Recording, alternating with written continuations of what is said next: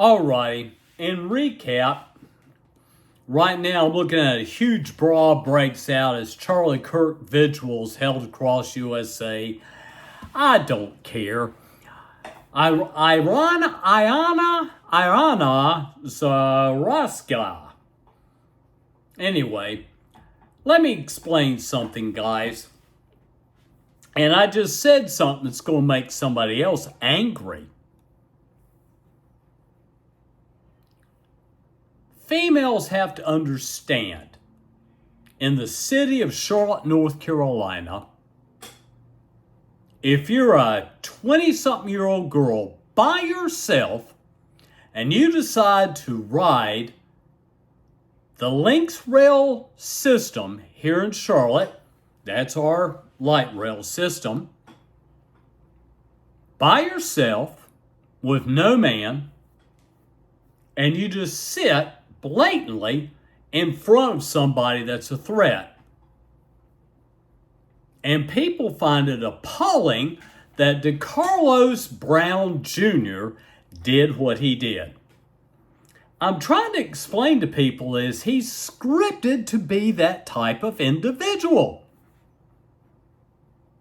He's not schizophrenic. The reason why his mother took him to a psychiatrist to hope to get an insanity plea to lengthen or to soften the sentence with the judge. He fully well knows what he's doing. He's a thug. He's a criminal. And what I can't understand is how blatantly she believed that she could sit anywhere with anybody on the rail with no harm. And her uncle, as I said, should be ashamed, because he should have helped her understand Charlotte, North Carolina as a big city full of crime. It's full of crime here, guys. We're not that sweet little American city, the Queen City of Charlotte, North Carolina.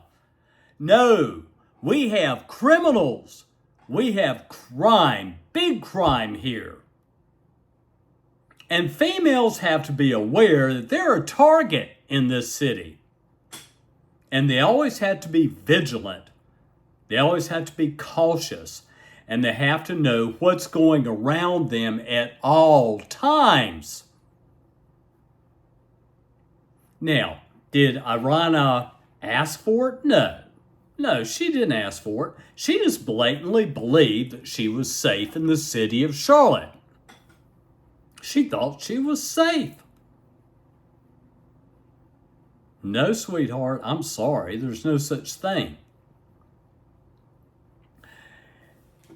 In Charlotte, and I know other cities too, in Charlotte we have vile, evil,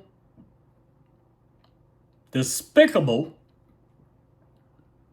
as Trump called them, I think it was Trump, called them animals. They have no disregard for human life at all. And my whole point of what I'm trying to make about Iryna Zarutska, I'm trying to say her name right, I've been practicing it, a beautiful blonde, life cut off short because of the mistake she made sitting at the wrong place on a rail car. Had she walked in there and scoped it out and sat at a better place, let's say this guy gets up and he comes at her with a knife. Cannot she scream? Females can scream. A piercing scream coming out of a woman's mouth will cause a guy to go, "Oh God, I'm gone, goodbye." And he's running down the aisle while security's catching his butt and she's still breathing and her heart's still beating. So the uncle of the family doesn't know Charlotte at all? You don't read the newspaper? You don't watch the news at all? This is not a safe city, guys. I'm sorry to say. I was born and raised in this city. It's not safe at all, period. And it is the fact that that girl would still be alive had she been more cautious and not so trusting. And seeing a guy with a red hoodie on with dreads, I'll be honest with you, first time I saw him, I went, he's bad news. He's bad news. If I walk on that rail, I'm going to sit behind that guy. She sits in front of him blindly, playing on her phone, listening to music. She had something in her ear. I'm not sure if that was music or if it was an earpiece to make calls. And she's in her own little world that didn't last very long before a thug, DeCarlos Brown Jr., decides to get his pocket knife and stab her in the neck till she dies. And it's tragic. It's all over YouTube. It's all over the news of how appalling this guy was. A monster, a horrible, evil monster, an animal that would take the life of a defenseless 23-year-old girl. Now, my question is, could she have prevented it? Let me ask you that. Could she have prevented this from happening? I think she could have. I think if the uncle would have educated her a little bit more about the dangers of Charlotte and about the dangers of the transit system. Guys, I have seen fistfights. I've seen a knife drawn out. It seems like I remember a gun, but I'm not sure. But wild and crazy things goes on up at the Charlotte Transit Center every day. Iryna Zarutska would still be alive today had she been more vigilant, more cautious, and would have sat at a safer place. She could have stood. I would have stood. I wouldn't even sat down. I would have just stood. She's 23. She can stand. There's nothing wrong with her legs. Now, people think that I'm blaming the victim. No, I'm not blaming the victim. I'm saying the victim would still be alive had she have done different things. Had she have done something different. And I'm sorry to say that that's just the way I feel. And I did a whole vlog showing this on my computer screen about the fact that she walks into that rail car and looks dead straight at her attacker. Dead straight at him and sits behind him. Now, did she ask for it? No, I don't think any female asked for anything. But I don't understand the uncle. Does he not understand the city of Charlotte? Does the uncle not understand the crime we have here? To prepare his niece, or niece and great niece, I guess, is his mother's, it's his mother's brother niece, there you go, to educate his niece on the dangers of men in Charlotte.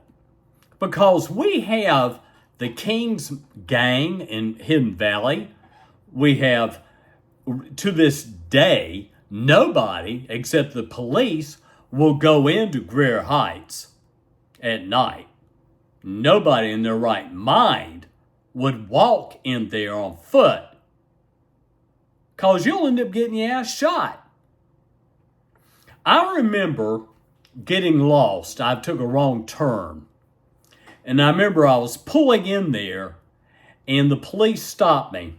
And they said, you got to go the other way. I could hear gunshots. Pow, pow, pow. I could hear gunshots, guys. Yeah, I heard gunshots. So, Iryna Zarutska would still be alive today had she have been more vigilant towards being cautious of where she sat on that rail car. Now, guys, it is almost 9 o'clock, and I go to bed early now because I'm still fighting a virus. And next week I got to get to a dentist because my gums are getting tender when I'm flossing them. And that means that plaque's building up underneath my gums. That's pretty much it, guys. And man, my stomach is tore slam up. And let me tell you what goes on. I'm going to be 70 December the 8th. I got a stomach disorder. I got a digestive disorder. This I'm going to take a break on because I went all day long. Well, Trulance, I'll take it in the morning about 1 o'clock. So I'm getting ready to go to sleep. But I'm sorry, guys, about Iryna Zarutska. She'd be alive today had she been more vigilant when she walked on that rail car. And I did a vlog showing precisely what she did. So let me ask you this. Would you walk up to a guy that had a gun laying in his lap and sit behind him? No. I would leave. Well, let's say you can't leave because the door's shut and they lock. What would you do? I would sit behind him. I'd sit as far away as I can. Right. So you don't take his attention. When she sat in front of DeCarlos Brown Jr., you could see him take notice of a blonde white girl. And he really had a look in his eyes. Yeah, I got me a girl now. Get that pocket knife. Goodbye. The shame is that this young girl comes from Kyiv, Ukraine, trusting everybody in the United States, trusting everybody in Charlotte. And you can't, ladies.